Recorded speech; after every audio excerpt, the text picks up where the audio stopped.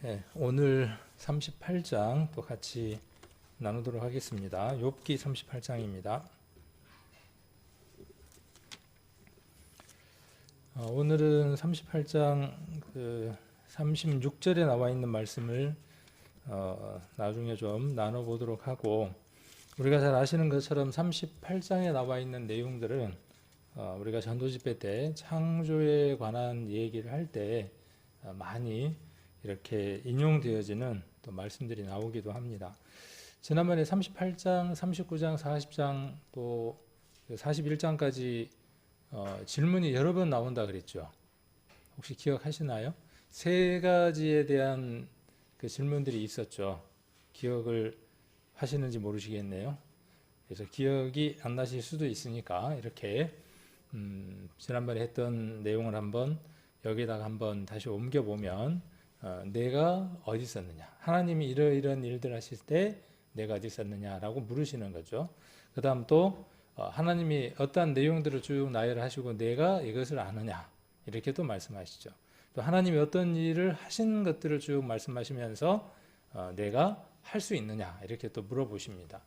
그래서 이 결론이 무엇이냐 하면 욥에게 하나님은 무엇을 알려주시려고 하느냐 하면 내가 이 모든 일들을 할 때에 너는 이미 너는 그 이전에 없었다 이 말씀을 하시는 것이고, 나는 이 모든 것들을 다 할 수 있지만 이 모든 것들에 대한 지혜가 있는 나만큼 또 내 지혜를 네가 알 수 없다 이렇게 말씀하시는 것이고, 하나님이 모든 것들을 하실 수 있지만 욥은 이 모든 것들을 할 수 없다 하는 것들에 대해서 하나님이 계속해서 말씀하시는 것이죠. 그래서 우리가 수능을 앞두고 있어서 곧 수능인데 수능 때 학생들이 시험을 볼 텐데 몇 문항이 나오고 어떻게 답을 써야 될까요?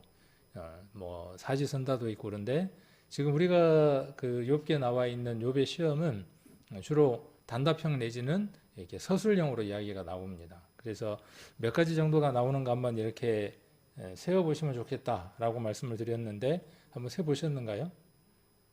그렇게 성경을 읽어보면 훨씬 더 유익해요. 하나님이 욥에게 무엇을 물어보셨을까? 그리고 내게 이렇게 물어보신다면 나는 몇 가지를 답할 수 있을까? 그렇게 한번 이 성경을 읽으신다면 훨씬 더 도움이 될 것 같아서 지난번에 한번 말씀을 드렸습니다. 그래서 38장 4절부터 38장 4절부터 38절까지의 그 개수를 세어보면 크게는 9개 정도의 질문을 하고요. 또 작게는 그 37개 정도. 그리고 41장까지를 보면 몇 문항 정도가 나오느냐 하면 100문항 정도가 나옵니다. 그러니까 거의 구절수보다 많은 내용의 질문을 계속 하고 계시는 거죠. 하나님은 욥에게 이 많은 질문들을 하고 계시는 거죠. 그때 하나님이 그 모든 일을 하셨고 하나님이 그것을 충분히 하실 수 있는 능력이 있으시며 지혜가 있으시다 하는 것들을 욥에게 말씀하고 계시는 거죠. 그래서 대략 한번 이렇게 제가 정리를 한번 해봤어요. 그 질문들이 어떤 질문들이 있는가라는 것들을 한번 정리를 한번 해보면, 첫 번째가 무생물계에 대한 하나님의 질문들이에요. 그래서 4절부터 38절까지의 내용입니다. 그래서 땅에 대한 질문, 그래서 4절부터 21절까지가 땅에 관한 것, 그 다음에 22절부터 30절까지가 하늘에 관한 것, 그 다음에 31절로 38절까지가 똑같이 뭐 하늘에 관계된 것이긴 하지만은 별과 구름에 관련된 내용에 대해서 31절로 38절까지의 내용에 기록이 되어 있습니다. 그래서 우리가 잘 아는 대로 눈 곡간 얘기도 나오고 우박창고도 나오고, 우리 전도집회 때 그 얘기 많이 들었죠. 그래서 우박의 크기가 얼마짜리가 존재할 수 있다고요? 60kg짜리가 내릴 수 있을 만큼의 큰 그런 우박 창고도 있다. 뭐 이런 얘기들도 우리가 전도집회 때 요한계시록 16장 이야기를 하면서 그 욥기 38장의 내용과 연관해서 이야기를 합니다. 그다음 동물계에 관련된 하나님의 질문이 나오죠. 그래서 사자와 까마귀에 관한 내용, 그다음에 들나귀와 들소에 관한 내용, 그다음에 타조와 말에 관한 내용, 39장 13절로 25절까지죠. 타조 얘기는 우리 전도집회 때 들었죠. 타조. 타조가 알을 어떻게 합니까? 더운 그 사막 모래 위에다가 알을 낳고 잘 품어주나요? 그냥 가버리나요? 가버리죠. 근데 그 닭은 어떻게 하느냐 하면 알을 낳아서 품죠. 그래서 그 말씀에 뭐라고 되어 있냐 하면 하나님께서 닭에게 타주에게 각각 다른 지혜를 주셨다. 그렇게 말씀하고 계시는 내용들을 우리가 타주를 통해서 전도 집회 때 들었던 내용들이 기억나실 겁니다. 말에 대해서도 우리가 한번 들었죠. 말은 어떤 때 쓸 수 있는 동물이죠? 유일하게 전쟁을 치르는 데 사용되어질 수 있는 짐승 가운데 하나죠. 전쟁할 때 이 말은 두려워하지 않죠. 그 활소리라든지 여러 가지 소리에 두려워하지 않고 그 일들을 해내죠. 그렇게 만들어진 짐승이라는 것이죠. 그 내용들이 우리가 39장 13절로 25절에 기록되어 있습니다. 그 다음에 매와 독수리에 대한 내용이 나오죠. 39장 26절로 30절에 나와 있죠. 매와 독수리의 시력은 얼마 정도 되나요? 이 욥기에 나와 있는 이 내용들을 가지고요, 구글링이나 이런 걸 한번 해보는 겁니다. 인터넷에서 한번 찾아보는 거예요. 저는 우리 성도님들하고 이런 내용들을 이제 짧은 시간 나누기 위해서 인터넷에서 많은 시간을 들여서 이제 그 내용들을 찾죠. 찾고 또 짧게 이렇게 전달하기 위해서 PPT나 이런 것들을 만드는 작업들을 하죠.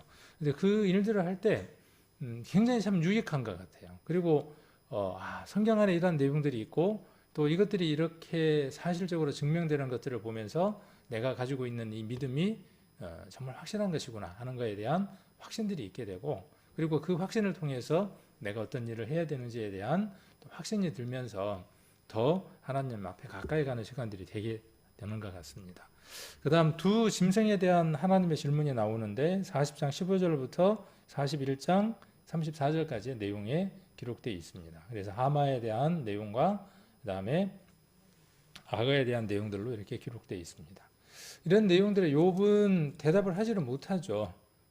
그런데 우리는 지금 어떻죠? 지금 우리는 그런 내용들에 대해서 쉽게 답을 할 수 있죠. 우리가 쉬우니까 다 쉬울 것 같잖아요. 그런데 그렇지 않습니다. 그 시절에 이 성경이 쓰여졌던 그 시절에 이거에 대한 답들을 한다는 것은 쉬운 문제는 아니죠. 그래서 이런 내용들을 오늘은 조금 더 확인해 보는 그런 시간들로 한번 시간을 만들어 보도록 하겠습니다. 38장 4절을 한번 보시면 마치 전도 집회 그 창조에 관한 얘기를 하는 시간인 것 같아요. 내가 땅에 기초를 놓을 때에 네가 어디 있었느냐. 38장 4절입니다. 땅에 기초를 놓을 때에 네가 어디 있었느냐. 내가 깨달아 알았거든 말할지니라. 누가 그 도량을 정하였는지, 누가 그 준승을 그 위에 띄었는지 내가 아느냐. 내가 아느냐 이렇게 물어보시죠. 내가 아느냐 이렇게 물어보십니다. 하나님은요? 하나님은 어떠시다는 거죠? 그것을 왜 하셨는지를 알고 계신다는 것이죠. 지금의 그 과학이나 지금의 기술은 이러한 내용들을 충분히 밝혀낼 만한 지혜와 지식들을 갖고 있습니다. 그래서 3,500년 전에 기록된 이 성경들을 우리가 살펴보면서 3,500년 전에 기록된 그 내용과 지금 시대에 있는 그 과학들 한번 비교를 해보면 어떤 것이 훨씬 더 표현이 잘 되어 있는지를, 또 어느 것이 더 과학적인지를 우리가 발견할 수 있습니다. 성경은 역사책은 아닙니다. 성경은 과학책이 아닙니다. 성경은 도덕책이 아닙니다. 그러나 도덕에 관하여 이야기할 때에 그 도덕이 부도덕한 게 없습니다. 성경에는 부도덕한 게 참으로 많은데 그러나 부도덕한 게 없습니다. 그 내용들을 잘 살펴보면 무엇을 이야기하는지를 충분히 이해를 할 수 있습니다. 성경은 과학적인 책은 아니지만 과학적인 것을 논할 때에 비과학적인 것들이 없습니다. 명확하게 과학적으로 서술합니다. 역사책은 아니지만 역사에 관해서 이야기할 때에는 시간이나 때에 관계없이 정확하게 모든 것들이 맞물려 돌아가는 걸 볼 수 있습니다.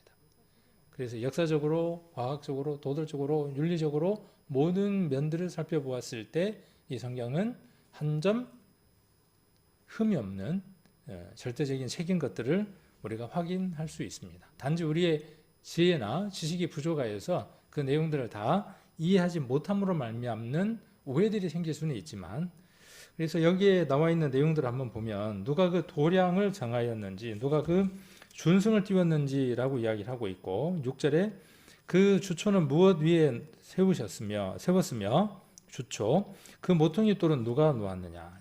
마치 그 집을 짓는 것 같은 그 묘사로 하나님 말씀하고 계시는 거죠. 그래서 주초가 나오고 모퉁이 돌이 나오고 합니다. 그때에 그랬죠. 7절에 그때라는 것은 하나님이 그 모든 것들을 만드실 때, 지금 땅에 관한 것들을 만드실 때죠. 새벽 별들이 함께 노래하며 하나님의 아들들이 다 기쁘게 소리하였느니라. 그래서 이것도 우리 지난번에 그 전도 집회 때 우리가 들었던 것처럼 우주에 그 아름다운 소리들이 들려서 그것들을 녹음을 해봤더니 천상의 하모니와 같았다. 뭐 이런 것들도 우리가 자료를 통해서 우리가 살펴볼 수 있었죠. 지금도 그 소리들을 들을 수 있다. 뭐 이렇게 우리가 자료들을 통해서 들을 수 있었죠. 이 7절은 어떤 묘사들이냐 하면, 건물이 이렇게 지어지거나 그러면 그걸 뭐라 그러죠? 상량식이라 그러나요?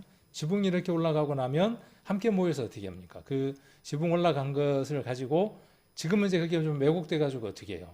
막 술 먹고 뭐 또 돈을 요구를 하고 막 이런 것들이 있는데, 원래 것들은 뭐냐면 그것들이 올라갈 때마다 어때요? 그 건물들이 하나하나 다 되어져서 완공되어지고 주인이 그 집안에 들어갈 때까지 잔치의 자리죠. 그 때마다 풍하고 울리고 기쁘게 즐거워하는 시간들이 이어지죠.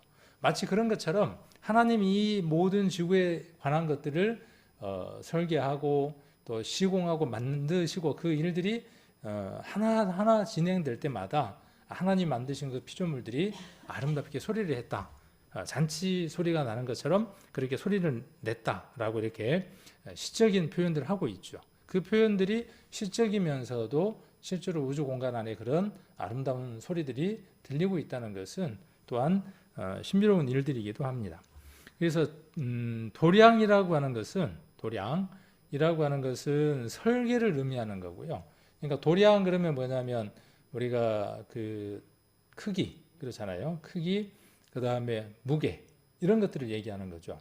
그러니까 우리 그 다이어리 뒤에 보면 도량형 환산표라는 게 있죠. 그래서 평을 뭘로요?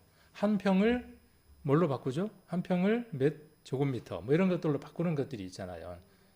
그런 것처럼 이 도량이라고 하는 건 뭐냐면은 무게라든지 질량이라든지 그 다음에 뭐 거리라든지 이런 것들을 통합하고 있는 게 뭐냐 하면 도량이라고 하는 겁니다. 그래서 도량이라고 하는 것은 사이즈, 쉽게 이제 이렇게 사이즈라고 이제 돼 있지만은 이건 설계죠, 설계. 도량이라는 말은 설계에 가까운 말이고, 그 다음에 준승이라는 말은 뭐냐 하면 그렇게 설계되어진 것을 설계도 도면대로 시공했다는 의미를 갖고 있기도 합니다. 그래서 준승은 청량줄 이렇게 우리가 이야기하고, 제가 전도 집회 때 자주 이야기하지만은 그 목수들이 쓰는 먹물통이 있죠. 그 먹물통 안에 실이 있고, 실 끝에 이렇게 그 못 같은 게 있고, 그 못을 한쪽에다가 딱 고정을 하고, 그 다음에 그 먹물통을 쭉 끌고 와서 어떻게 합니까? 먹줄을 한 손으로 딱 놓게 되면 반듯하게 줄이 놓게 되죠. 그러면 그 줄을 놓는 건 뭐냐면요, 그냥 줄을 놔서 까만 줄을 튕기는 건 아니죠. 목수가 나무를 자르기 위해서 그 검은 먹줄을 탁 놓는 것은 뭐냐면요, 머릿속에 뭐가 있는 거죠? 이미 설계가 있는 거죠. 뭘 만들려고 하는 그 설계가 있기 때문에 뭘 하느냐 하면 줄을 그어서 드디어 시공을 하고 있는 것이죠. 그래서 이 도량과 준승이라고 하는 것은 뭐냐 하면 하나님이 설계하시는 겁니다. 하나님이 설계하시는 거고, 하나님이 어떻게 하시는 것이죠? 시공하시는 거죠. 그렇게 해서 무엇이 만들어지느냐 하면 우주가 만들어진 것이죠. 우주가 우연에 의해서 생성된 것이 아니라 하나님은 말씀으로서 이 모든 것들을 창조하셨다는 것이죠. 그래서 지구가 우연하게 생겨난 것이라고 하기에는 너무나 잘 설계된 건물과 같다는 겁니다. 말씀으로 창조하셨다는 표현은 창세기 1장이죠. 하나님의 능력을 강조하는 것이고, 반면에 욥기서는 지혜로 창조하셨다는 거예요. 지혜로. 창세기는 말씀에 중점이 있다 그러면 이 욥기와 그 다음에 어떤 성경이 또 하나가 있을까요? 잠언 8장이겠죠. 잠언을 넘어가면 지혜라고 하는 그것이 소개가 되면서 그 지혜가 후에 창조자가 되었다라고 이렇게 소개되어지며 그 지혜 창조자 하나님 그리스도 한 분으로 이렇게 엮여져 있는 걸 볼 수 있습니다. 그래서 지혜로 창조하셨다라고 욥기와 잠언은 이야기하고 있는 겁니다. 그래서 대답해 달라는 욥의 요구에 하나님은 자신의 위대함과 지혜로움을 계시하셨다. 계시. 지난주에 배웠는데 기억나시나요? 몰라도 괜찮아요. 근데 몰라도 괜찮지만은 어떤 오해는 없어야 하죠. 어떤 오해는 없어야 되느냐 하면 계시받았다 라고 누군가가 말한다 그러면 그 사람은 조용히 어디를 보내드려야 되느냐 하면 지금 이 시대에 성경을 제대로 배웠고 성경을 제대로 이해했다면 그 믿음 속에서 계시라고 하는 것이 바르게 이해되어져 있어야 된다는 거죠. 그런데 많은 오늘날의 교회들이 이 계시라고 하는 것이 다른 미신적인 요소들과 신비주의인 것들과 결합되어져서 왜곡되어 있다는 것이죠. 그래서 계시라고 하는 게 직접 자기가 어느 산에 가서 기도하다가 정말 간절히 기도했더니 하나님이 내게 말씀을 주셨다. 하나님이 내게 무엇인가를 보여주셨다. 그럴 때 사람들이 뭐라고 이야기하느냐 하면 계시받았다라고 이야기한다는 것입니다. 또 어떤 일이 있었는데 내가 길을 가다가 예수님을 만났다. 그 예수님이 내게 뭔가 말씀을 해주셨다. 아니면 내가 하나님을 만났는데 그 하나님이 내게 이렇게 말씀을 해주시더라. 어젯밤에 내가 꿈을 꿨는데 예수님처럼 생긴 분이 내게 뭔가 말씀을 해주시더라. 하나님 말씀을 해주시더라. 그래서 내가 뭘 받았다고 이야기하느냐 하면 계시를 받았다고 이야기를 하는 거죠. 사실 그 우리의 기독교 말고 세상의 그 기독교가 왜곡되어 있는 많은 것들 안에 무엇이 있느냐 하면 그 꿈에 대한 문제점들이 있습니다.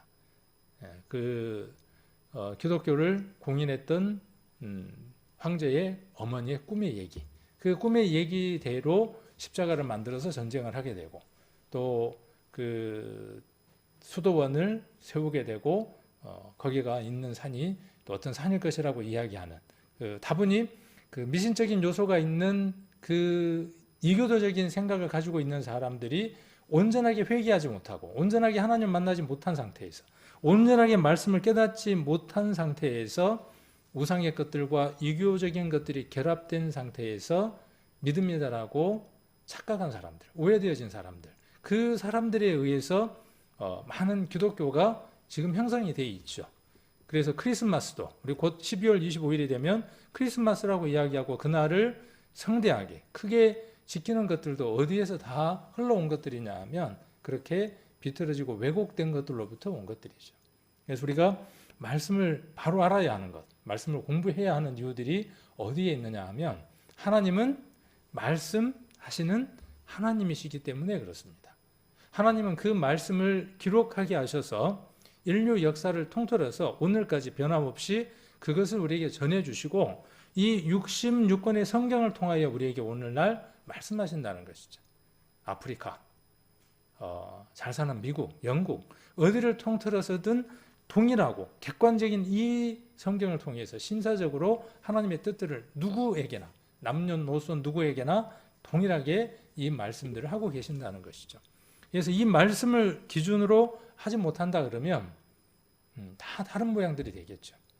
많은 교회들이 이 말씀을 기준으로 한다고 하지만 실상은 그렇지 않는 것들을 많이 보게 됩니다. 그것 중에 하나가 뭐냐면 계시라고 하는 단어의 오해들이죠. 그래서 지난번에 우리가 일반 계시라고 하는 게 있고 뭐가 있다 그랬죠? 특별 계시가 있다 그랬어요. 특별 계시를 사람들은 어떻게 오해한다고요? 자기에게만 하나님이 말씀해 주신 것을 특별 계시라고 생각한다는 거죠. 그리고 일반 계시는 뭐라고 생각을 해요? 성경일 거라고 생각을 하는 거예요. 근데 그렇지 않다는 것이죠. 그래서 일반 계시는 뭐가 있다 그랬어요? 일반 계시는 하나님이 창조해 놓으신 피조물들. 그걸 통해서 뭘 알 수 있어요? 하나님이 어떤 분인지를 알 수 있어요. 우리가 지금 욥기 38장을 통해서 그렇죠? 그런 것도 우리가 알 수 있습니다. 그 다음 또 뭘 통해서 알 수 있다 그랬죠? 역사. 역사도 둘로 나눠진다 그랬죠. 하나는 일반적인 역사가 있고 그 다음에 이스라엘이라고 하는 역사를 통해서 하나님 말씀하시기도 하죠. 그래서 인간의 역사를 잘 우리가 훑어보아도 그 안에 하나님이 계심을 알 수 있어요. 내 개인의 그 역사 있잖아요. 이력을 하나하나 이렇게 훑어봐도 잘 귀를 기울여서 생각해 보면요. 그 마디마디 고비마다 하나님의 함께 하신 흔적들이 있는 것을 고백할 수 있습니다. 하나님을 믿기 이전에도. 좀 아닌가요? 우리가 온전한 신앙이 있고 난 이후에 돌아보면 더 그래요. 그런데 우리가 그렇지 않는 사람에게도 그런 마음들이 있습니다. 그래서 하나님이 계실 것이라고 막연하게 사람들은 생각하는 것이죠. 그래서 역사라고 하는 것은 영어로 히스토리라고 이야기하고 그의 이야기다. 그렇게 이야기한다 그랬죠. 하나님의 이야기입니다. 하나님의 말씀하신 것, 예언하신 것, 성취하신 것이 이루어지는 거죠. 그래서 특별히 이스라엘을 선택을 해서 그들에게 하나님의 계심을 드러내게 하는 거죠. 이런 것들이 뭐냐면 그냥 일반적인 계시예요. 그다음 특별 계시라고 하는 건 뭐냐면 예수 그리스도가 특별 계시다 그랬어요. 그다음에 기록된 성경이 뭐라 그랬죠? 특별 계시입니다. 계시라는 것은 가면을 쓰고 있는 사람이 그 가면을 벗어서 본 얼굴을 보여주는 게 뭐라고 이야기했냐면 계시라고 말씀을 드렸죠. 가려져 있는 것 같은 하나님에 관하여 가려져 있고 희미했던 그 모든 것들이 하나님의 말씀을 통하여 어떻게 되어지느냐 하면 선명하게 되어지는 거죠. 그래서 눈으로 주목해서 보게 되고 귀로 분명하게 듣게 되고 손으로 만진 바 될 수 있도록 해주는 매개체가 뭐냐 하면 특별 계시인 말씀이라는 것이죠. 말씀이 우리 눈으로 볼 수 있고 우리 귀로 들을 수 있고 우리 손으로 만질 수 있는 분이 됐어요. 그분이 누구냐 하면 예수 그리스도죠. 그래서 일반 계시와 특별 계시의 큰 차이점은 뭐냐 하면 그것이 인정되어진 것이냐 기록되어져서 인정받아진 것이냐 그렇지 못한 것이냐는 것이죠. 그래서 일반 계시는 하나님이 계실 것이라고 막연하게 생각한 것들이고 인정되어지지 않는 것들이에요. 그래서 천주교에서는 외경과 위경이라는 것까지도 뭘로 보는 것이죠? 계시라고 하는 영역 속에다 넣는 거죠.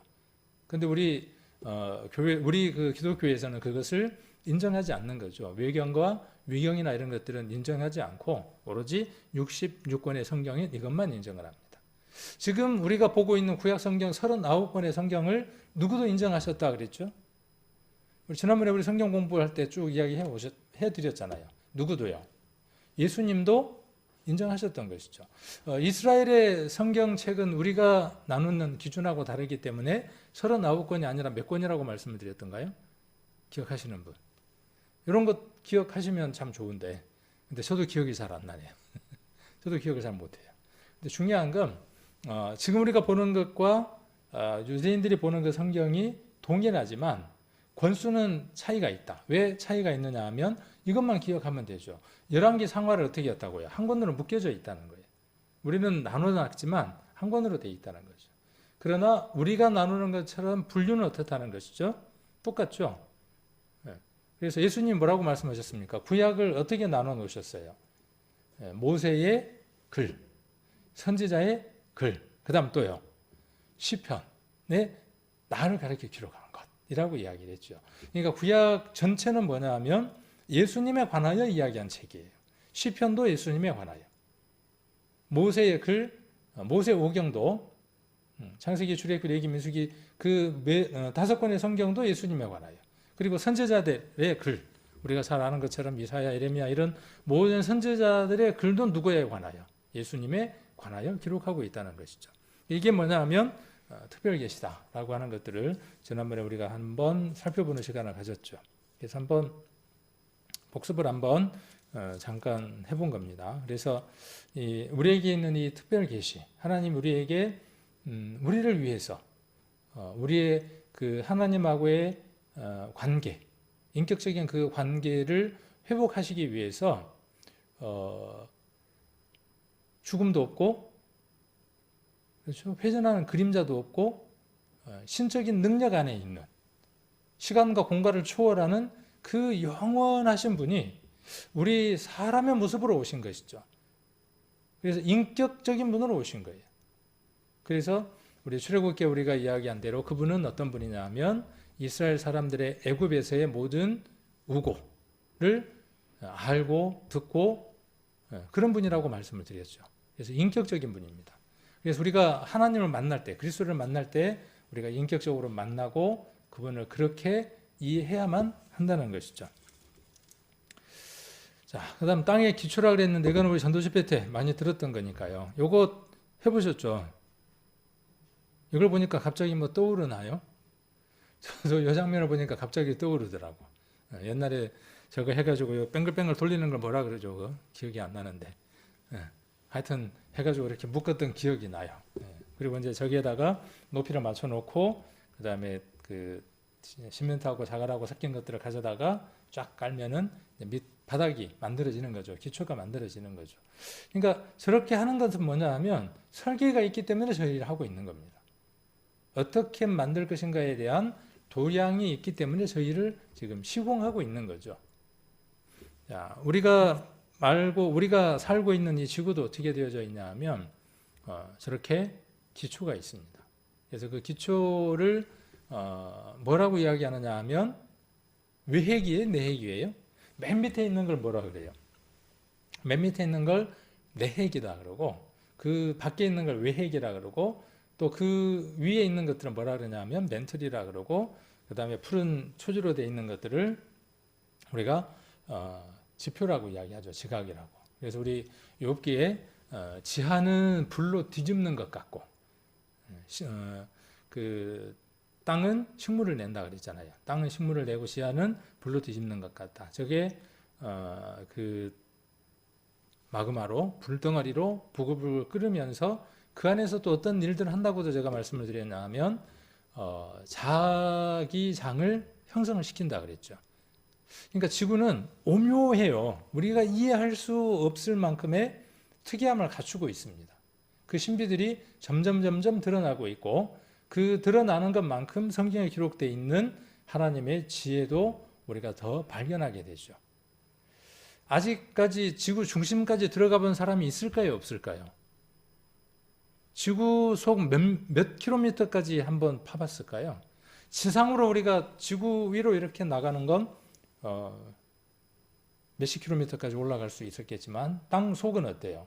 땅 속 몇 킬로미터까지 파고 들어가 봤을까요? 모르겠어요. 과학자들이 얼만큼 파고 들어가 봤는지. 근데 저런 것들을 들어가 보지도 않고 알 수 있는 것은 전파라든지 이런 것들을 만들어서 그것들이 되돌아오는 값들을 가지고 어떤 물질이 있는가를 알아내므로 가능한 것들이죠. 들어가 보지 않고서라도. 잘 아는 대로 이렇게 내핵, 외핵, 멘틀, 지각 이렇게 되어져 있습니다. 그래서 이렇게 중심부부터 시작해서 지표면까지의 두께가 얼마죠? 6,400km. 파고 들어가려면 6,400km를 파고 들어가야 지구의 내핵을 만날 수 있는 겁니다. 그래서 크기라 그랬고 측량줄이라 그랬고 설계되어져 있고 시공되어져 있다라는 겁니다. 지구에 이렇게 둘레라 그러나요? 지름? 둘레. 지구의 둘레가 몇 킬로미터일까요? 아까 지표면에서 중심까지는 6,400km라 그랬는데 지구를 뺑 한 바퀴 돌면 몇 킬로미터가 될까요? 줄자를 갖고 한번 재봐야죠. 여기서부터 출발해가지고 다시 자리까지 돌아오면은 지구를 한 바퀴 이렇게 돈게 되겠죠. 그래서 여기 보니까 지구 둘레는 4만 킬로미터가 넘는다 그랬어요. 근데 정확하게 요때 이야기한 사람은 4만 한 6천 킬로미터가 될 거라고 이야기를 했어요. 4만 6,250킬로미터다 라고 이야기를 했어요. 누가 그렇게 이야기를 했을까요? 여기 네 사람이 있네요. 아리스토텔레스가 있고 에라토스테네스가 있고 아르키메데스가 있고 피타고라스가 있어요. 많이 들어본 것 같죠? 학교 다닐 때 열심히 들었던 것들이에요. 자, 이 중에 누가 지구의 둘레를 잰 사람일까요? 네 개 중에 하나니까 찍으면 되죠. 누굴까요?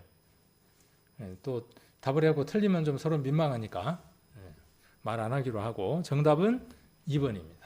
2번인데 저도 뭐 이렇게 찾아보다가 이렇게 이제 우리가 같이 교제하면서 나누려고 이렇게 이제 준비한 것들이죠. 저도 어떤 것들은 학교 다니면서 배웠던 것들인데 다 잊어버린 것들도 있고 그래요.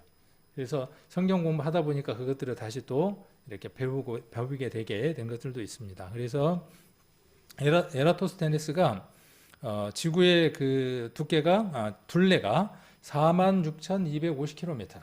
그 다음에 반지름, 아까 그 가운데까지가 거리가 7,645km 정도 될 거다 그랬어요.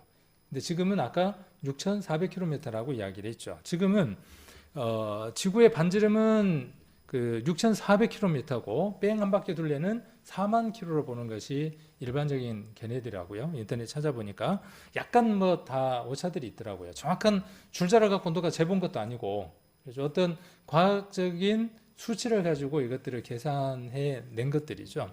그래서 지구의 둘레, 도량 이야기가 나와서 지구의 둘레는 얼마냐 하면 4만 km, 반지름은 얼마냐 하면 6,400km, 이렇게 우리가 알고 있으면 좋겠죠. 이걸 언제 계산해냈을까요? 2000년 전이래요. 그러니까 이 사람 정말 난 사람이죠. 그죠? 우리는 인터넷을 뒤져서 알아야 되는 건데 이 사람은 어때요? 그 과학적인 어떤 수식을 가지고 그 다음에 어떤 모델을 가지고 이것을 알아낸 사람이기 때문에 그 시대의 사람들 치고는 굉장히 난 사람인 거죠. 그러니까 옛날 사람들이 무식했다, 똑똑하지 못했다 이렇게 말하는 것은요, 바른 것은 아닌 것 같아요. 지금도 똑똑하지 못한 사람이 있고 똑똑한 사람이 있는 것처럼 그때도 그랬던 것 같아요. 또 그런 사람들에 의해서 또 역사는 바뀌어져 오고 그런 것들이 기록되어 있고 하겠죠. 자, 그러면 지구가 도량이 있다 그랬으니까 무게도 있을 거 아니에요. 지구 무게를 재려면 저 저울에다가 얹어야죠. 그 뭐 얼마까지 잴 수 있는 저울에다가 올려놔야 되겠어요. 근데 지구 무게를 잴 수 있죠. 한번 인터넷에 찾아보세요. 지구 무게를 어떻게 재는가 찾아보면 복잡하더라고요. 뭐 누가 이렇게 했다라고 이야기하면서 수식이 나오는데 복잡하더라고요. 어쨌든 누가 그 무게를 쟀느냐 하면 영국의 물리학자 겸 화학자인 헨리 캐번디시라고 하는 사람이 1797년에 지구의 무게를 계산해서 얼마다라고 이야기를 했어요. 지금 인터넷 찾아보니까 지구의 무게가 얼마라고 이야기를 하느냐 하면 59조 8천억 톤. 얼마인지는 모르겠어요. 1톤이 얼마인지는 아는데 2톤이 얼마쯤인지는 알겠는데 1톤. 자동차 무게가 얼마 정도 되나요? 우리 승용차가? 한 1톤 좀 넘나요? 1톤 더 되나요? 한 2톤? 한 2톤 정도 된대요. 그러면 그 지구 무게는 얼마 정도 되겠어요? 그 자동차 몇 대?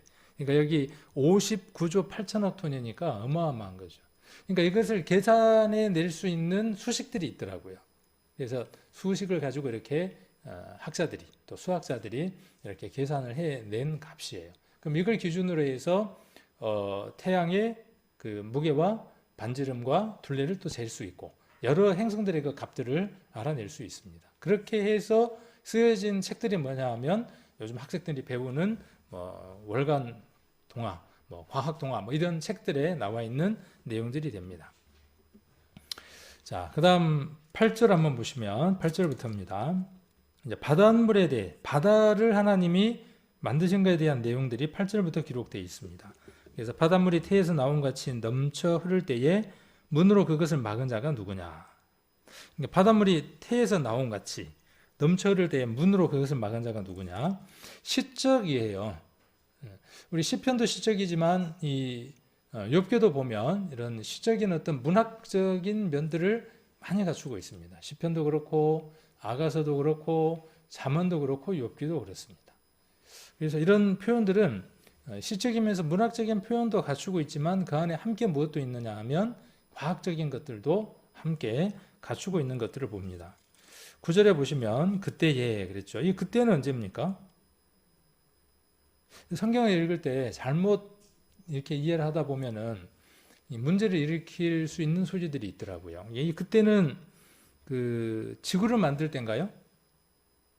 물론 그 통칭을 하자면 전체를 본다 그러면은 지구를 만들 때라고 이야기할 수 있을 거예요. 근데 이거를 좀 더 그 디테일하게 들어가서 실제적인 강론으로 들어가서 각각의 것들을 본다 그러면 지구를 만들 때 바다에 대한 이야기를 하고 계시는 거죠.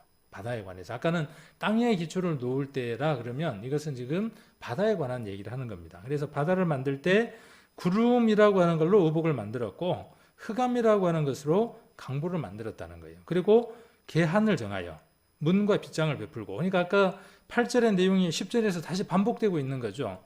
바다를 만들 때 태에서 나온 같이 넘쳐 흐를 때 더 넘쳐서 지구 안으로 들어오지 못하도록 8절에는 문으로 막았다라고 이야기를 하고 있는 것이고, 그 다음에 10절에는 어떻게 했다고요? 계한을 정했다는 거예요. 네가 물이 한만 넘쳐 흘러도 땅 어디까지는 못 오게, 여기까지는 못 오게 계한을 정해놨다 그 말이에요. 자, 그리고 문과 빗장을 베풀었다 그랬고, 11절에 이르기를 내가 여기까지 오고, 내가는 누굽니까? 자, 이게 보면 참 재밌어요. 시적인 표현이 있으면서 이것이 의인화되어져 있는 것이죠. 이것을 다시 우리가 어떻게 적용할 수 있느냐 하면, 어떤 사물이지만 의인화되어져 있는 이것을 어떤 사람에게도 적용할 수 있다는 것이죠. 자, 그래서 어떻게 표현되어지느냐 하면, 내가 여기까지 오고 넘어가지 못하리니 내 교만한 물결이, 아까는 바다였는데 그 내가라고 하는 게 사람화되어져 있죠. 그러면서 내 교만한 물결이 여기 그칠지니라 하였노라, 이렇게 이야기를 하고 있죠. 그러니까 물이 넘쳐서 그 계한 이상으로 넘어오는 것을 가지고 지금 뭐라고 이야기하느냐 하면 교만한 물결이다, 이렇게 지금 이야기를 하고 있는 겁니다. 우리 인생들의 삶도 그래요. 인생들의 삶도 계한이라는 게 있습니다. 경계라고 하는 게 있습니다. 넘어서는 안 되는 문들이 있습니다. 그것들을 넘으면 어떻게 되느냐 하면 이 말씀들이 응하게 되는 것이죠. 그래서 우리가 말씀을 읽을 때 이것이 어떤 물질의 값에만 한정하는 것이 아니라 이것이 내게 들어와서 교훈이 될 수 있도록, 내 삶의 어떤 값으로 바뀔 수 있도록 해야 하는 게 뭐냐 하면 말씀을 보는 방법인 겁니다. 그래야 이게 흰 것은 종이고 검은 것은 글이 되어서 나와 결이되어져 있는 게 아니라 나와 하나가 되어질 수 있는 것이죠. 그래서 바다는 어디까지 못 오도록 땅이 있을 때 그 영역까지 이상 넘어올 수 없도록 하나님이 그렇게 만들어 놓으셨어요. 남극과 북극에 있는 물이 다 녹으면 어떻게 될까요? 다 넘으면 어떻게 돼요? 우리가 성경에 기록되어 있는 대로 맨 처음대로 돌아가는 거죠. 창세기 때 홍수대로 돌아가서 지구를 다 덮게 되겠죠. 그러나 그러한 일은 하나님이 어떻게 하신다고요? 더 이상 허락지 않는다라고 말씀하셨으니까 바다가 넘쳐서 지구를 덮는 일은 없겠죠. 그렇게 하나님이 지금 말씀하고 계시는 겁니다. 그래서 태에서 나옴이라고 하는, 또 강보라고 하는 표현은 바다의 조성을 해산에 비유해서 말한 겁니다. 갓 태어난 아이에게 조심스럽게 옷을 입히듯이 바다를 만드셨고, 조심스럽게 바다를 조성하실 때 하나님께서 주문하신 것이 무엇인가? 절대로 육지를 정해진 그 한계만큼 침범하지 못하게 했습니다. 혹시라도 바다가 넘쳐서 육지를 덮어버리면 어떡하지? 걱정할 필요 있다고요, 없다고요? 없어요. 파도가 태풍이 생긴다고 할지라도 그 범위는 한정돼 있어요. 자, 하나님께서 그런 일이 일어나지 못하도록 명하셨기 때문이다 라고 말씀하고 계시는 거죠. 우리가 이 구름으로 의복을 만들고 흑암으로 그 강보를 만들고 하는 이 구절을 38장 9절의 말씀을 제가 전도집회 때 많이 인용을 했죠. 그리고 그때가 어느 때입니까? 이렇게 물었잖아요. 그렇게 물을 때 제가 어떻게 그때라고 이야기를 했느냐 하면 지구가 만들어질 때요 라고 이야기를 했죠. 근데 그 말은 정확한 표현은 아니죠. 너무 포괄적인 표현이죠. 그러니까 그때는 어느 때냐 하면 바다가 만들어질 때. 그래서 우리가 어떤 때에는 성경을 그렇게 폭넓게 적용할 때도 있고, 우리가 성경을 더 깊이 이렇게 공부를 하다 보면 이런 논문들을 가질 때가 있어요. 예를 들면 유대인들이 학살을 당하죠. 그 학살을 당할 때에 그 먹을 것들이 없고 하니까 그 아이들을 잡아먹는 일들도 있죠. 그리고 그 수용소에 있으면서 밤낮 노동에 시달리니까 저녁이 되면 아침이 되었으면 좋겠다 그러고 아침이 되면 빨리 저녁이 되었으면 좋겠다라고 한다 그랬죠. 그 말씀 신명기라든지 여러 곳에 있는 말씀들을 인용을 하면서 이것은 유대인들이 히틀러에 의해서 학살 당할 때 이루어질 일들을 기록한 것들입니다라고 이야기를 합니다. 근데 막상 성경을 역사적으로 이렇게 놓고 배우다 보면 그 내용들이 이미 지나간 것들이라는 거죠. 바벨론과 여러 그 이스라엘의 이웃된 나라들로부터 하나님이 이스라엘이 우상을 숭배할 때마다 다른 이웃 나라들을 들어서 하나님이 그들을 징계하고 징벌할 때 이루어진 일이기도 하죠. 그러니까 더러는 뭐라고 이야기하느냐 하면 그 이미 끝나버린 역사인데 이야기할 때도 있습니다. 그것이 유대인들이 그렇게 히틀러에 의해서 죽은 것하고 무슨 상관이 있는데 상관없는데 이렇게 이야기하는 사람들도 있습니다. 그것은 성경의 어떤 반복성과 그것이 갖는 어떤 포괄성들을 이해를 하지 못하기 때문에 그렇습니다. 그래서 이스라엘에 일어나는 그 일들은 그때도 있었던 일이지만 그 일들이 반복되어지는 것이죠. 그런 것처럼 성경 안에 있는 어떤 부분들이 우리가 좁게 어떤 일들을 성경을 본다 그러면 지금 이 그때에는 바다에 해당하는 것이겠지만 좀 더 넓게 본다 그러면 그 모든 것들이 만들어지고 그 뭐라 그러죠? 밖에 나와서 넓은 곳에 나와서 지구에 있는 이 지구를 이렇게 전체적으로 내려다보는 어떤 표현에서 본다 그러면은 이런 표현도 적당하리라 볼 수 있죠.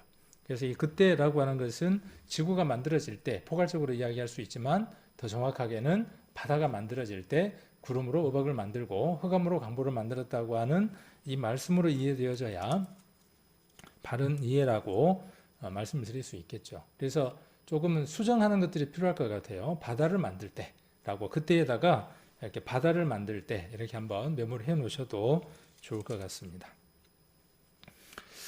자, 그다음 12절부터 15절까지를 보시면 내가 나던 날부터 아침을 명하였느냐 새벽으로 그 처소를 알게 하여 그것으로 땅 끝에 비치게 하고 악인을 그 가운데에서 구축한 일이 있었느냐.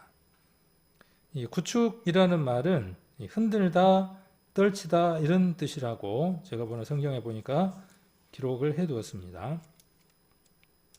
14절에 땅이 변화하여 진흙에 인친 것 같고 만물이 옷같이 나타나되 악인에게는 그 빛이 금한 바 되고 그들의 높이 든 팔이 꺾이느니라. 여기도 지금 그 아침 해가 이렇게 밝는 모습을 설명을 해주고 있습니다. 그래서 아침에게 무엇이라고 명했느냐라고 묻는 거죠. 아침에게는 뭐라고 명해야 될 것 같아요? 바다에게는 뭐라고 이야기를 하셨습니까? 하나님이 바다를 만드실 때 하나님이 바다에게 뭐라고 말씀하셨어요? 금을 딱 그어놓고 너에게까지 넘지 마 하고 말씀하셨다는 거죠. 바다에게. 그렇게 한 것이 만들어질 때부터 시작해서 언제까지요? 수천 년의 역사가 지났지만 오늘도 어때요? 바다가 줄어들지만 그 아래까지, 바다가 올라오지만 그 위에까지의 선을 더 이상 넘지를 않고 있죠. 자, 그러면 여기 아침에게는 뭐라고 명해야 될까요? 하나님이 아침에게 뭐라고 명하셨을 거 아니에요. 자, 여기 답을 이야기를 해놨네요. 뭐냐 하면 동이 틀지어다 라고 명하는 거죠. 아침에게. 새벽에게 명하여 그 초소에서 일어나 온 땅을 비추도록 했느냐라고 말한다. 그러면 밤 동안 설치던 악인들이 잠잠해진다. 아까 구축한다 그런 말의 의미가 그런 일입니다. 밤 동안, 밤이 되면 어때요? 어둠의 세력들이 그 밤 동안에 활발하게 활동을 하지만 동이 트고 아침이 되면 어떻게 된다는 거예요? 그 모든 것들이 다 끝난다는 거죠. 자, 그러면서 이렇게 동이 터오는 것은 지구의 자전으로 말미암아 일어나는 일이므로 내가 지구의 자전을 명하였느냐, 즉 지구가 자전하도록 내가 할 수 있느냐 하는 물음이에요. 이게 어떻게 그렇게까지 과하게 넘어갑니까? 지구가 태양을 중심으로 해서 돈다. 그렇죠? 지구가 태양을 중심으로 해서 돌죠. 맞나요? 지구가 태양을 중심으로 해서 도는 게 맞죠. 그리고 달이 지구를 중심으로 해서 돌잖아요. 그 다음에 지구가 이렇게 스스로 한 번 이렇게 돌죠. 태양을 중심으로 해서 한 번 도는 것을 뭐라 그러죠? 공전. 공전. 1년이 되는 거죠. 스스로 이렇게 한 바퀴 도는 걸 뭐라 그러냐 하면 자전이라 그래요. 그러면 어떻게 되느냐 하면 밤이 가고 아침이 되는 거죠. 그러면 하루가 지나가는 겁니다. 하루가 되는 거죠. 자, 그런데 여기에 자전이라는 말이 들어있어요. 이 안에가. 한번 찾아보세요. 한번. 지구가 자전한다고 하는 의미를 이 속에 시적인 표현으로 그 시대상들을 적어서 표현을 해놨어요. 그래서 우리가 성경 공부들이 필요한 것이죠. 자, 여기 보니까 진흙에 인친 것 같고 몇 절에 나와 있죠? 14절에. 진흙에 인친 것 같다 그랬어요. 그리고 만물이 옷같이 나타나대 그랬어요. 그 아침이 동이 타라, 동이 밝아와라 했을 때 그 아침이 되는 것들을 어떻게 표현했냐 하면 이렇게 시적인 것으로 그 시대에 어떤 것들을 들어서 비유해서 이렇게 이야기를 하고 있는 겁니다. 그래서 고대의 도장은 그랬어요. 인이죠. 인친 것 같이 그랬으니까 진흙에다가 인을 쳐요. 아니, 진흙에다가 누가 도장을 찍습니까? 근데 언제는요? 근대의 근동에는 5,000년 전, 그러니까 그 시대에는 이 성경이 기록될 당시에는 도장을 어디에다가 이렇게 새기느냐 하면 토판에다가, 진흙에다가 새기는 거죠. 도장이 어떻게 생겼느냐 하면 지금 우리가 생긴 것처럼 동그랗게 돼서 이렇게 찍는 도장이 아니라 동그랗게 생겼어요. 그 동그랗게 생긴 도장을 어떻게 하느냐 하면 이렇게 돌려서 도장을 찍는 겁니다. 그러면 그 둥그렇게 생긴 그 뭐라 그러죠? 그게 돌면서 도장이 찍혀지겠죠. 그래서 고대의 도장은 진흙판에 한 바퀴 돌려서 찍는 거예요. 그걸 지금 그렇게 표현하는 겁니다. 그러니까 도장이 한 바퀴 이렇게 뱅글 도는 걸 표현을 하는 거예요. 그것과 무엇을 함께 비유한 것이죠? 해가 뜨는 것하고 같이 비교를 한 겁니다. 그러니까 이 도장이 이렇게 뺑 도는 것처럼 지구가 어떻다는 거예요. 낮과 밤이 있으면서 한 바퀴 이렇게 도는 것을 진흙판에다가 새기는 도장에다가 비유해서 이야기를 하고 있다는 겁니다. 지구가 그렇게 변화한다는 것은 자전을 내포하는 말이면서 동시에 지구의 모습이 옷같이 선명하게 드러남을 의미하는 것이다. 그래서 옷같이라는 말은 알록달록한 색깔이나 주름 잡힌 것을 의미한다. 우리가 아까 그 지구의 모습을 보면 그렇잖아요. 아침이 되면 지구의 그런 모습이 드러나게 되는데 그런 일을 내가 했느냐라고 묻고 있는 겁니다. 우리는 매일 아침 눈을 뜰 때 지구의 자전과 하나님 우리에게 펼쳐주시는 그 옷같이 펼쳐주시는 그 아름다움을 우리는 눈을 뜬과 동시에 보는 겁니다. 그런데 눈을 뜰 때 어떻게 하루의 시작이 이루어지나요? 아이고, 이 다람쥐 쳇바퀴처럼 도는 세상, 또 아침에 양치질하고 어제 감았던 머리 또 감고, 아이고 지겨운 그 상사 밑에 가서 일을 해야 되는데 웃잡고, 이놈의 인생. 그러면서 하루를 시작을 하시나요? 아니죠. 그 하루가 누구를 위해서 동이 트는 겁니까? 이제 그 하루가 모든 사람에게 동일하게 주어지는 그 하루지만 특별히 내게 주어지는 하루죠. 그래서 하나님이 아침을 명하여 지구를 명하여 아침이 되라, 동이 트라 이렇게 명하시는 거죠.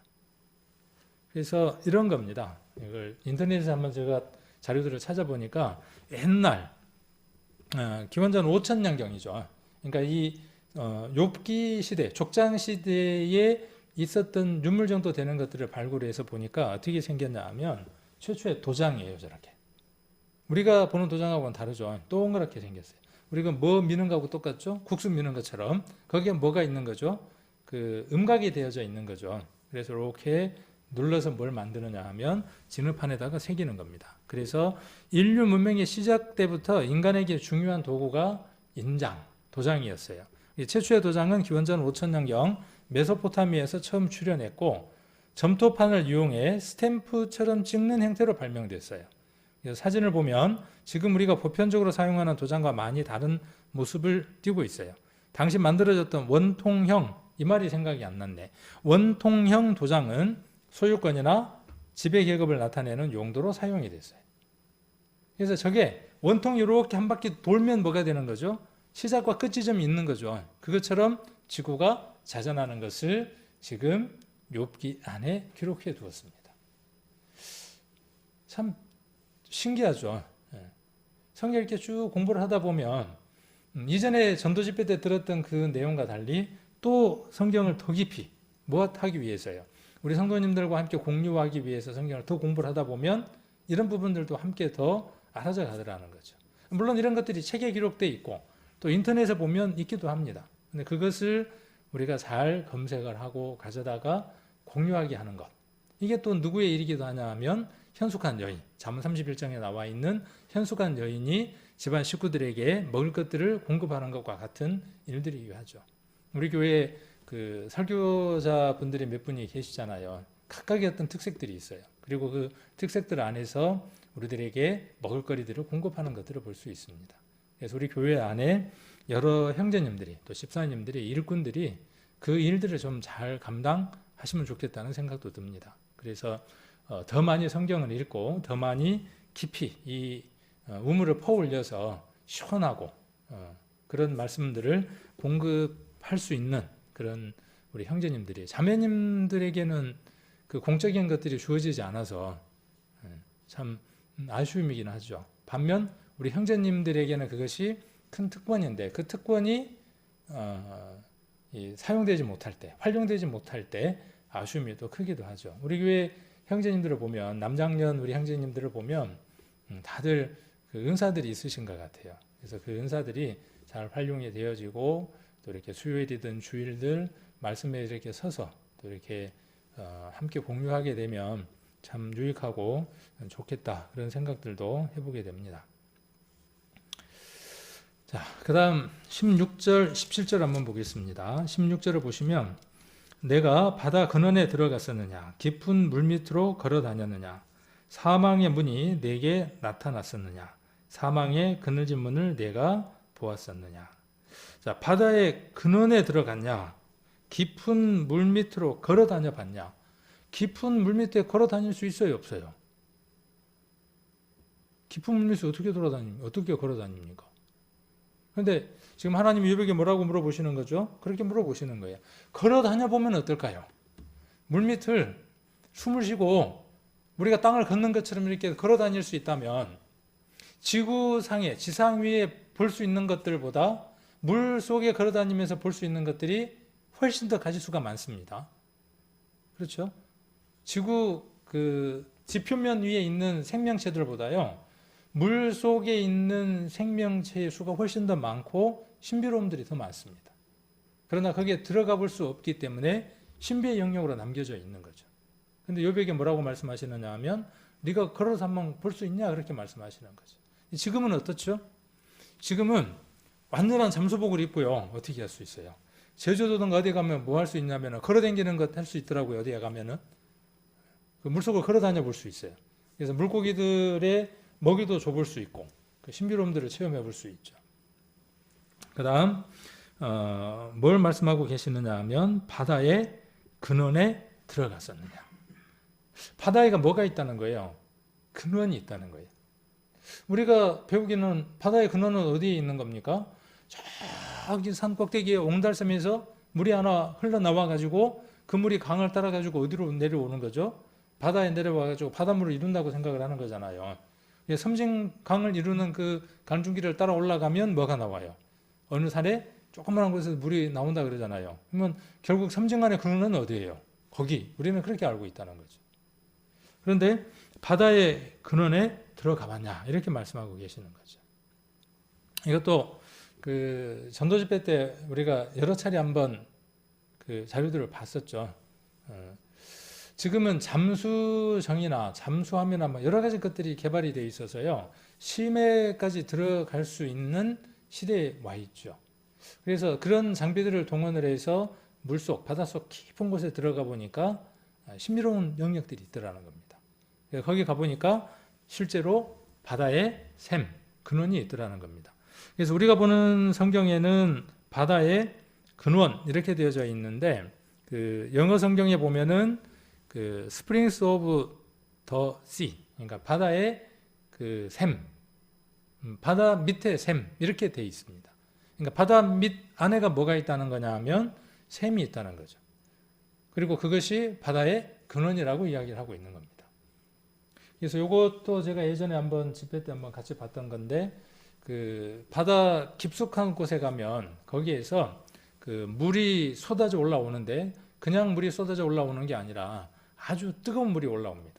그래서 그 온도가 얼마까지 도달하느냐 하면 350도까지 오르는 그 뜨거운 물들이 올라옵니다. 그런데 그 뜨거운 물 주변에 뭐가 사느냐 하면 생명체가 살아요. 그래서 제가 이걸 마가복음의 이야기를 하면서 거기는 구더기도 죽지 않더라. 이렇게 그 말씀과 인용을 했었고, 이걸 뭐라 그러냐면 니프티아라 그래요. 이렇게 지금 살고 있는 2m짜리에 촉수벌레처럼 생겼는데 관벌레예요.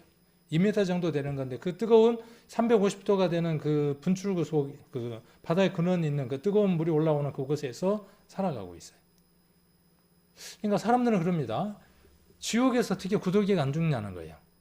그런데 성경에 뭐라고 기록되어 있냐면 거기는 구더기도 죽지 않더라. 또 다른 번역본에는 사람을 파먹는 구더기가 거기 있어 죽지 않더라. 이렇게 기록되어 있습니다. 그러니까 구더기의 용도는 뭐냐 하면 뜨거운 그 지옥에서 사람에게 심판의 도구로 쓰여지기 위한 것이다. 그렇게 이해해 볼 수 있죠. 그런데 지상에, 지구 안에 우리가 모르는 그 영역 속에 저런 생명체들이 살아가고 있다는 거죠. 내가 보지 않았기 때문에, 내가 듣지 못했기 때문에 그것들이 존재하지 않는다. 그렇게 말할 수 없다는 것이죠. 성경에 그것에 대한 기록을 얘기하고 있고, 욥이 뭐라고 욥에게 하나님 뭐라고 말씀하시느냐 하면 그것들을 보았느냐라고 지금 말씀하시는 거죠. 잠언을 한번 보겠습니다. 잠언 8장. 우리는 성경을 이해할 때 그렇죠. 그 성경 구절이 어려우면 또 그 성경에 관한 다른 평형이 되는 그것과 맥을 같이 하는 성경 구절들이 다른 성경에 있습니다. 그래서 그 말씀들을 더 깊이 이해를 시켜줄 수 있습니다. 8장입니다. 잠언 8장을 한번 보시면 28절에 28절 그가 위로 구름 하늘을 견고케 하시며 바다의 샘들을 힘있게 하시며, 이 바다의 샘들이라는 말이나 아까 욥기 38장에 나와 있는 그 바다의 근원이라고 하는 말이나 동일한 얘기입니다. 동일한 단어로 쓰여져 있습니다. 그래서 바다의 샘들이라 그랬죠. 힘있게 하시며, 똑같죠. 29절에 바다의 한계를 정하여 물로 명령을 거스리지 못하게 하시며 또 땅의 기초를 정하실 때에, 아까 우리 욥기에 나와 있는 내용과 잠언에 있는 내용이 같은 걸 볼 수 있습니다. 자, 그런데 여기 누가 소개가 됩니까? 30절에 내가 그랬죠. 이 내가는 누구냐 하면 8장 1절에 기록되어 있는 지혜입니다. 근데 그 지혜가 내가라고 하는 것으로 의인화되어져 있는 거죠. 아까 우리 뭐가 그랬죠? 아까 뭐가? 아침이. 그렇죠? 그 지구가 자전하는 것. 그것을 두고 의인화되어져 있는 것처럼 지혜가 의인화되어져 있는 겁니다.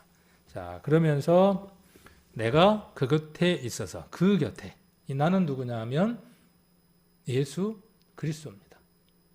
모든 것들이 창조되어질 때 예수 그리스도께서 지음을 받은 피조물로 예수님이 계신 게 아니라 여기 30절에 보시니까 내가 그 곁에 있어서 창조자가 되어 라고 기록하고 있습니다. 그래서 예수 그리스도는 창조자입니다. 하나님만 창조자가 아니라 예수 그리스도도 창조자입니다.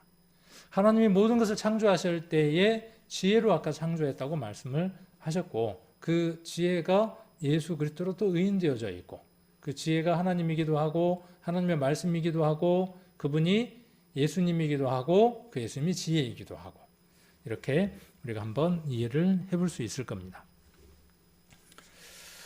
자, 다시 욥기로 돌아가서, 욥기 아까 38장으로 한번 돌아가서 보시면, 38장 돌아가시면, 그래서 바다의 근원, 아까는 뭐였죠? 아까 잠언에서는 뭐였습니까? 잠언에서는 바다의 샘들이라 그랬죠. 여기는 바다의 근원이라고 이야기를 했습니다. 그래서 SON이라고 하는 연구소가 있는데 그 연구소가 1973년에 잠수함을 만들어 가지고 바닷속 심해까지 들어가서 촬영을 한 거예요. 동영상 촬영된 것 중에 이렇게 스틸로 사진을 찍어서 우리가 보고 있는 거고, 지금 저쪽에 있는 건 지금 막 올라오는 장면이에요. 이것은 지금 여기 지금 분출구 속에서 이렇게 올라오고 있는 장면입니다. 이렇게 샘에서 근원에서 이렇게 보글보글 올라오고 있는 장면입니다. 그러니까 사람을 파먹는 구더기가 지옥에 있다. 지옥은 있다. 그렇죠? 지옥은 있다. 사람을 파먹는 구더기도 있다. 지옥에는 사람도 있다. 그 사람은 하나님하고의 관계가 형성되지 못한 심판받을 존재다. 라고 하는 게 성경의 주된 내용이죠. 자, 그러면서 38장을 한번 보시면 17절에 사망의 문에 대해서 이야기를 합니다. 함께 이야기를 합니다. 사망의 문이 내게 나타났었느냐? 사망의 그늘진 문을 내가 보았었느냐? 이렇게 이야기를 하고 있죠. 바다의 근원도 아주 깊숙한 곳에 누구든 보지 못하는 그곳에 있는 것처럼, 그러나 눈에 보이지는 않지만 실존하는 것처럼 이 사망의 문, 사망의 그늘진 문도 사람들이 잘 보이지는 못하지만 그 깊숙한 곳에 함께 존재하는 것이다 라고 이야기를 하는 것이죠. 그래서 깊은 곳이라는 것은 공통점이 있고 사망을 가리켜 음부라고 이야기를 하고 땅속 깊숙한 곳을 가리키는 말이기도 합니다. 그래서 음부라는 말은 땅속 깊숙한 곳, 누구도 가보지 못한 곳, 무적행, 더 이상 나올 수 없는 장소를 우리가 사망의 문이라고 지금 이렇게 표현을 하고 있습니다. 자, 그 다음 22절 한번 보시면 22절 내가 눈 곳간에 들어갔었느냐 우박 창고를 보았느냐 내가 환난 때와 전쟁과 격토의 날을 위하여 이것을 저축하였노라 이렇게 말씀하고 계시죠. 자, 그래서 이것도 우리가 전도집회 때 많이 봤던 내용들이죠. 자, 이것은 그 외국의 사이트를 보니까 우박이 만들어지는 과정을 그래픽화 해놨더라고요. 우박이 어떻게 해서 만들어질까? 우박 창고가 어떻게 만들어졌을까? 궁금해서 우박이 형성되는 과정, 그리고 이렇게 이제 찾아보니까 이렇게 이제 영문 사이트가 있고, 이렇게 뭐, 영어는 모르겠지만, 하여튼 뭐, 이렇게 뭐 차갑고 뜨겁고 뭐 이런 것들이 있어서 이렇게 돼가지고 이렇게 돼서 이렇게 올라가면 거기가 우박이 잔뜩 있다는 거예요. 근데 이게 소용돌이가 어떤 형태로 이루어지느냐 하면, 이렇게 이루어지는 걸 볼 수 있죠. 모양이 형성이 되죠, 이렇게. 그러니까 우박의 모양이 단면이 이렇게 형성된다는 거예요. 지금 이야기하고 있는 게 뭐냐면 6cm짜리 우박이 형성이 됐는데 그 형성된 것들을 보니까 방향이 어떤 방향으로 돌면서요. 아까 그 소용돌이 바람들이나 이런 것들이 있어서 그것들이 확 수직으로 상승하면서 어떻게 되어지느냐 하면 이런 형태의 얼음 결정 덩어리를 만들더라는 거죠. 제가 이야기하는 게 아니라 학자들이 얘기를 하기를. 자, 그래서 땅에 떨어진 그 우박의 단면을 보니까 어떤 형태를 이루고 있느냐 하면 아까 학자들이 이야기하는 수직 형태로 올라가면서 그 방향으로 돌면서 만들어진 얼음 결정의 형태를 이루고 있는 것처럼 우박은 그런 형태를 이루고 있더라는 거죠. 참 연구들 많이 하죠, 이 사람들요. 근데 이것들이 어디에 있다는 거예요? 한꺼번에 그 대기권 속에가 잔뜩 몰려 있는 거죠. 우리는 그걸 관찰할 수 없지만 그것을 만드신 하나님은 그 모든 것들을 아시고 그것들이 있는 공간이 있다. 그렇게 말씀하시고 그거의 용도가 어디 있다는 거죠. 우박 창고의 용도가 어디에 있느냐 하면 여기 기록하고 있는 것처럼 환난 때와 전쟁과 격투의 날을 위해서 준비했다. 이렇게 말씀하고 계시죠.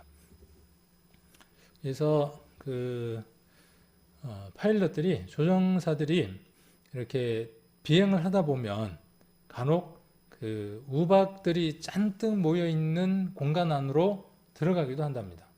비행을 하다 보면 그럴 때 그 기체가 많은 손상들이 있는데요. 그래서 지금 그 비행하고 난 이후에 내려와서 비행기의 동체를 지금 어떻게 하고 있냐면 수리하고 있는 장면이에요. 그러니까 작은 우박들이 아니라 큰 우박들이 그곳에 있는 것들을 볼 수 있습니다. 그 다음 또 보면 우리가 전도집회 때 봤던 것들이 많이 기록되어 있죠. 31절을 보면 자, 묘성을 떨게 되어 매게 하겠느냐 삼성의 띠를 풀겠느냐. 이것도 인터넷 한번 찾아보시면 좋을 것 같아요. 집회 때 제가 이야기 한번 해드렸지만은 내가 직접 한번 찾아보는 거예요. 자, 그러니까 묘성이 뭔지도 지금 궁금하죠. 그냥 들었던 거니까 잊어버리니까 한번 찾아보는 거예요, 검색을. 그 다음에 삼성이 뭔지. 근데 그것들이 띠가 풀려 있다는 거고, 삼성은 띠가 풀려 있고, 묘성은 떨기처럼 되어 있다는 거예요. 근데 우리 사람의 시선으로 보았을 때에는 정반대의 모습이라는 거죠. 묘성은 뚝뚝 떨어져 있는 것처럼 보이고, 삼성은 저녁에 밤에 보면 어떻게 보이냐 하면 늘 같이 붙어서 움직이는 것처럼 보여요. 그래서 사람들은 이 성경이 이 천문학적인 입장에서 봤을 때에 허구다 이렇게 이야기했던 적도 있어요. 그러나 이게 이 천체 만원경이나 이런 것들이 발견되어지면서 자세히 관찰해 보니까 그게 아니더라는 거죠. 이건 제가 지금 준비해 온 거고, 이게 묘성이고 저게 수국이에요. 수국하고 이 묘성하고는 쉽게 비교해 줄 수 있어요. 수국은 멀리서 보면은 꽃 한 덩어리 같잖아요. 그죠? 멀리서 보면 꽃 한 덩어리예요. 근데 가까이 가서 보면 어때요? 낱개의 꽃들이 잔뜩 모여 있는 거죠. 이 묘성은 그런 거예요. 그래서 그 별들이 한꺼번에 몽창 모여 있는 건데, 그러면서 한꺼번에 도는 건데, 큰 별들만 우리들 눈에 보이는 거죠. 큰 별들 몇 개만, 6개나 7개가 보이는 거죠. 그래서 그걸 묘성이라 그래요. 그게 왜 묘성인지를 한번 찾아봐야 돼요. 그러니까. 그래서 그것들이 따로따로 이렇게 떨어져 있는 걸로 보이는 거죠. 근데 그렇지 않더라는 거죠. 그 다음 이것은 삼성에 대한 거죠. 삼성의 그 허리띠가 이렇게 3개가 늘 붙어 있는 걸로 보이죠. 그런데 실제로는 어때요? 그 궤도가 각각 다른 궤도로 돌고 있는 별들이죠. 이런 것들이 하나님이 아니면 설명할 수 없는 부분의 것들이 많다는 것이죠.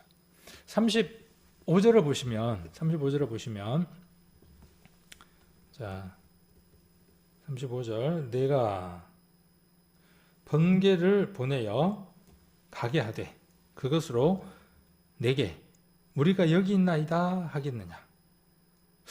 이게 참 재밌는 표현이죠. 번개를 보내서 가게 해요. 번개를 보내서 가게 할 수 있습니까, 여러분들? 요백에 그렇게 물으시는 거예요.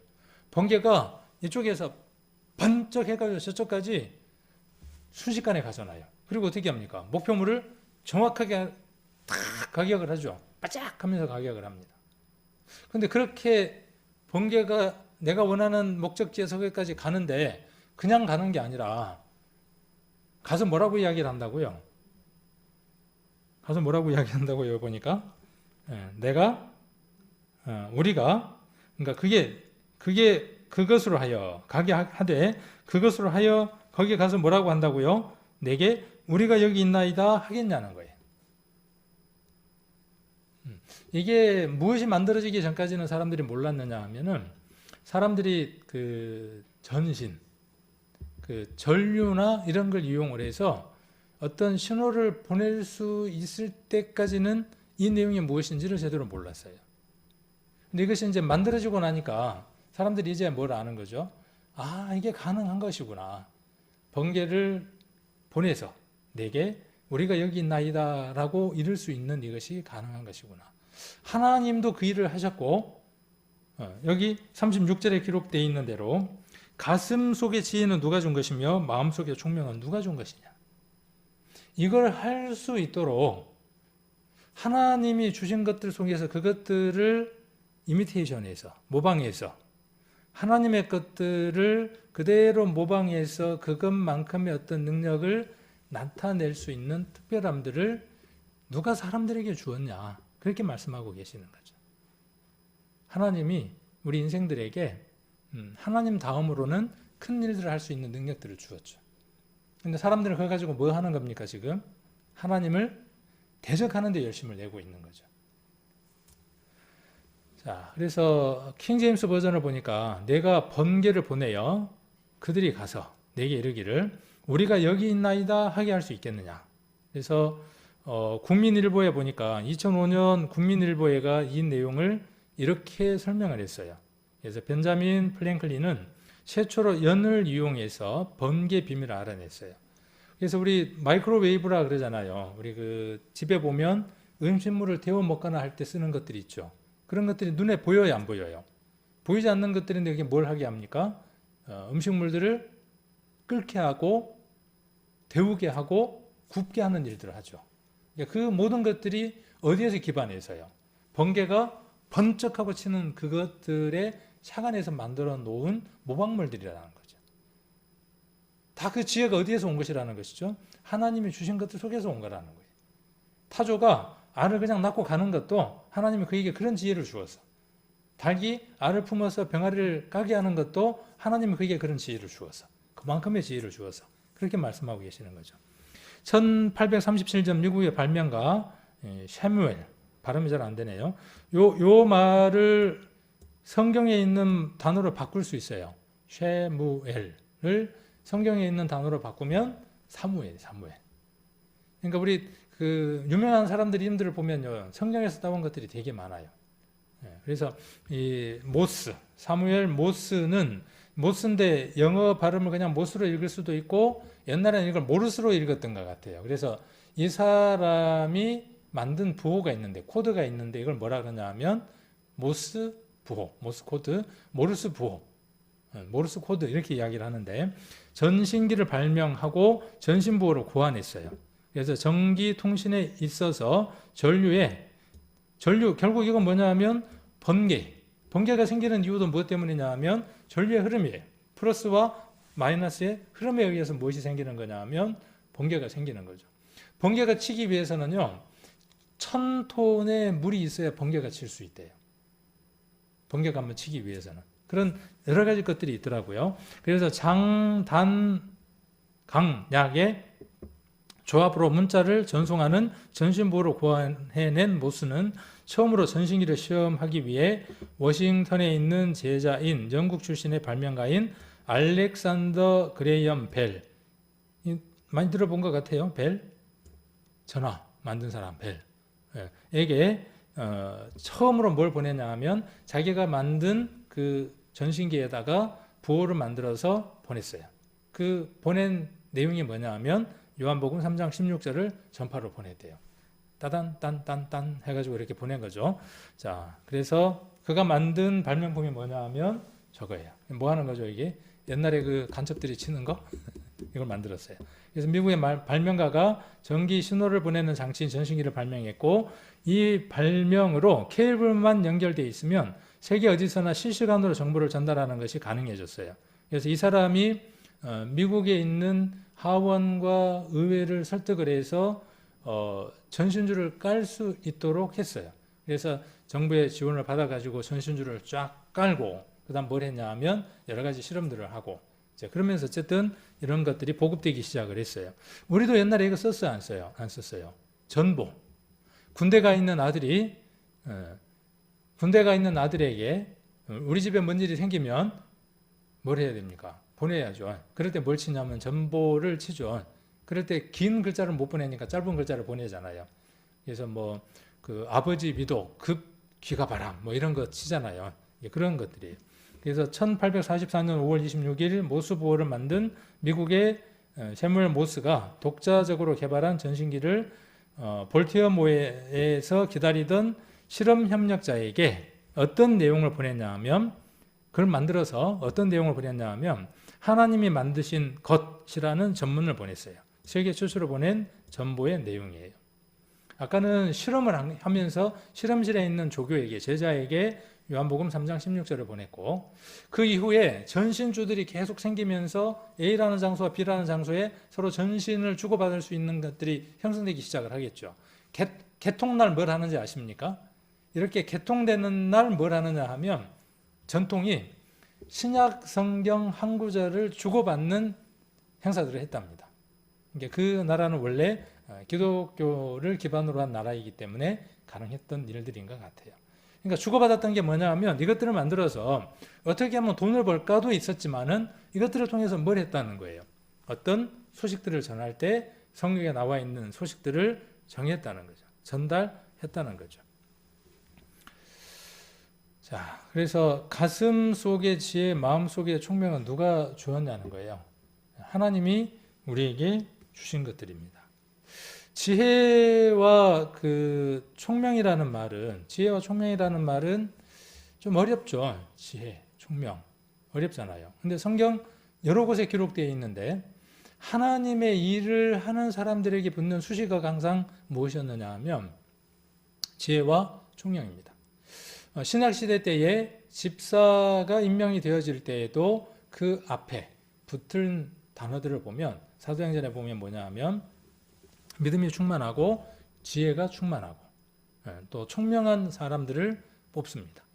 이 지혜와 그 마음속의 총명은 항상 어떤 용어와 같이 따라다니느냐 하면 하나님의 신이라고 하는 것과 함께 따라다닙니다.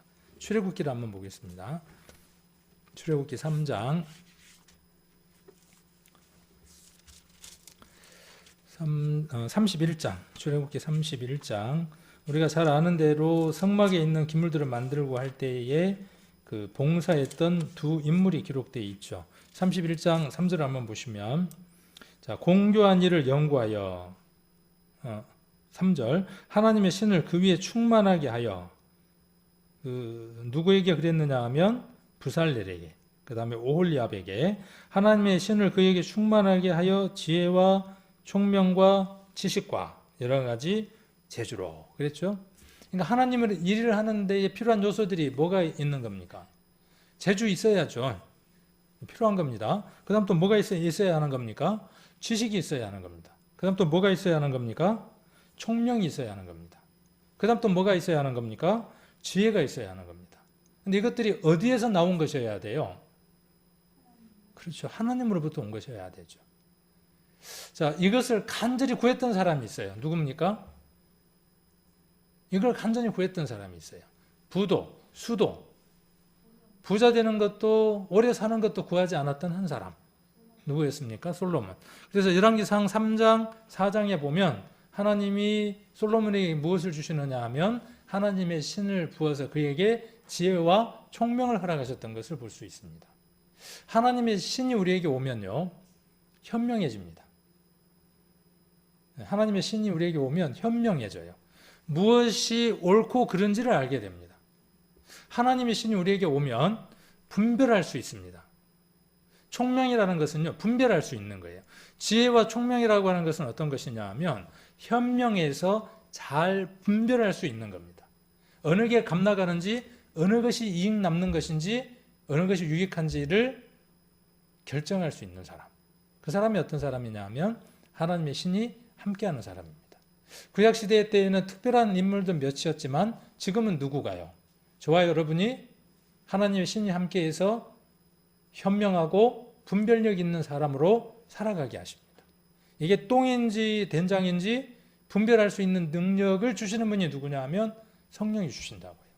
성령의 인도함을 받으면 현명해집니다. 총명해집니다. 성령이 우리 안에서 역사하시게 되면. 그러면 우리는 이렇게 말할 수 있겠죠? 현명하지 못하고 총명하지 못한 이유는 무엇 때문입니까? 많이 못 배워서가 아니라, 재주가 없어서가 아니라, 지식이 없어서가 아니라 내가 그 성령의 역사에 반응하고 있지 못하기 때문입니다.